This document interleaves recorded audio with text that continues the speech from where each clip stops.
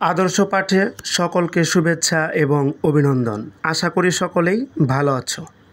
এখন আমি যে বিষয়টি নিয়ে আলোচনা করতে যাচ্ছি, বিষয়টি হচ্ছে হিসাব বিজ্ঞান, অধ্যায় হচ্ছে রেওয়া মিল। আমরা রেওয়া মিল সম্পর্কে ইতিপূর্বে অনেক কিছুই জেনেছি, কিন্তু এখন আমরা রেওয়া মিল সম্পর্কে যে বিষয়টি জানতে চলেছি সেটি হচ্ছে কিভাবে রেওয়া মিল প্রস্তুত করতে হয়। রেওয়া মিল প্রস্তুতের জন্য প্রথমে আমাদের একটি ছক তৈরি করতে হবে, আর ছক হতে হবে এই রকম। প্রথমে লিখতে হবে ক্রমিক নং, হিসাবের নাম, খতিয়ান পৃষ্ঠা, ডেবিট টাকা এবং ক্রেডিট টাকা।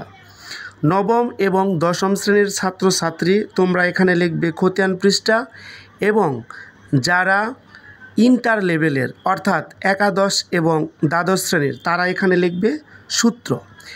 এখন রেওয়া মিল প্রস্তুতের জন্য এখানে হিসাবের নাম লিখেছি, অর্থাৎ এই কলামে আমরা হিসাবের নাম লিখব।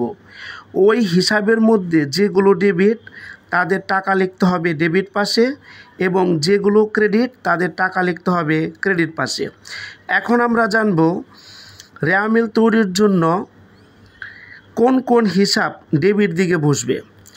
সকল প্রকার সম্পদসমূহ, সকল প্রকার খরচসমূহ, সকল প্রকার পরিবহন, সকল প্রকার অগ্রিম খরচ, সকল প্রকার বকেয়া আয়সমূহ, পাওনাদারের বাট্টা সঞ্চিতি, প্রদেয় বিলের বাট্টা সঞ্চিতি, বিক্রয় ফেরত, আন্তঃফেরত, উত্তোলন, প্রদত্ত ঋণ, নগদ তহবিল, ব্যাংক তহবিল, এই সমস্ত হিসাবগুলো রেওয়া মিলের ডেবিট দিকে বসবে।